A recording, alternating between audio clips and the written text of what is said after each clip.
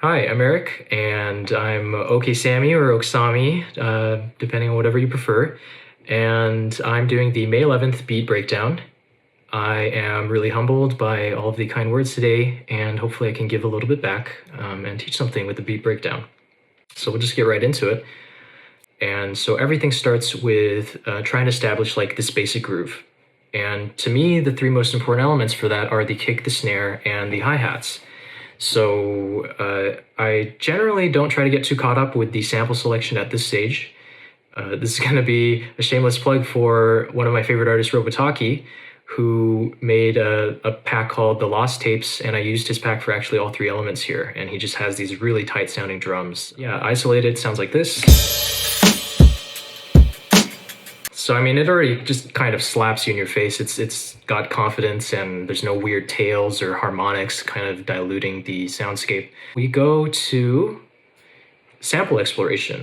I really enjoy reharmonizing and kind of flipping the sample more melodically. I know there's some really cool things you can do with post-processing, and I really respect people who can turn that around. It just ends up being like easier for me to reharm things or inject creativity in that sort of domain.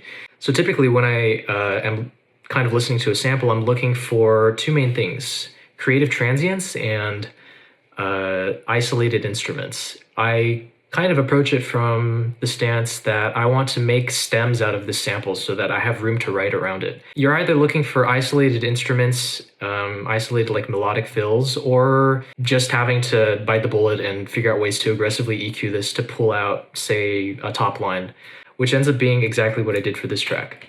This is what I pulled out.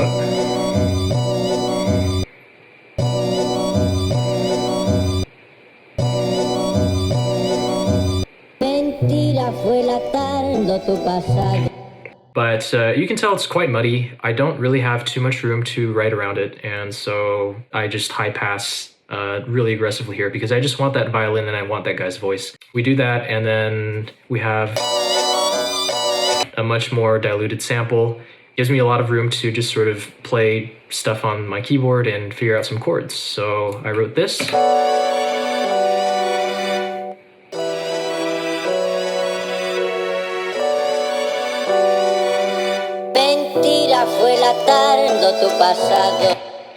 So on to the meat of the track, which is, I guess, the first chorus. It's really, just four main layers.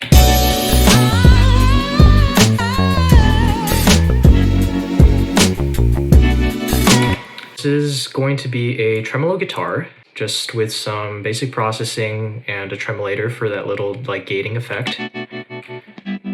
An organ with very little processing, if I recall, yes, and kind of like this cheesy brass. Mostly because I wanted to get this vintage sampled sound, like this, like you were sampling off a soul record or something. And then the Rickenbacker palm mute bass, and I think this has a small phaser on it, which gives it like this vocal formant quality. I think it just adds a little bit of character to it. Vocal fill here.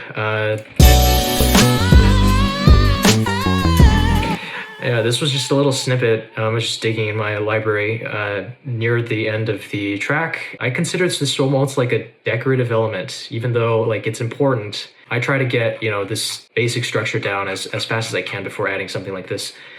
And yeah, that's pretty much it. So you put all of these elements together and it seems like the track is done. But I think there's a part of this sort of like retrospective that I can't show you, which is that it sounds pretty bad when I just layer all of these things without any mixing intentions.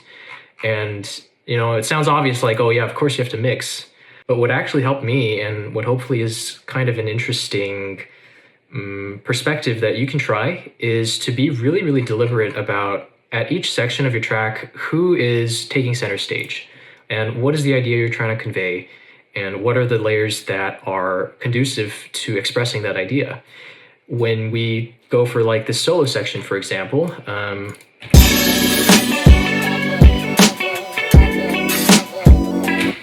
the two biggest elements in my head are the solo guitar and then having this sample continue through the segment.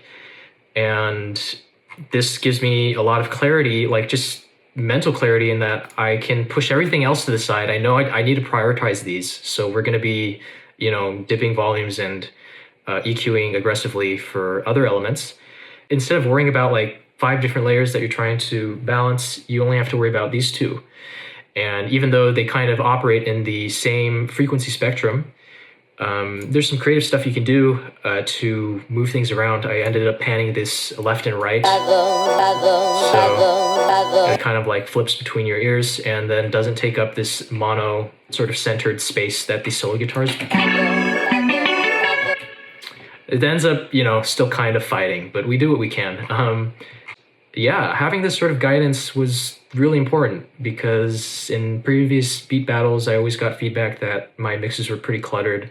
It's difficult to get detached from some of your ideas sometimes, especially when you only have 2 hours to, kind of make cuts and sacrifice a lot of this fluff.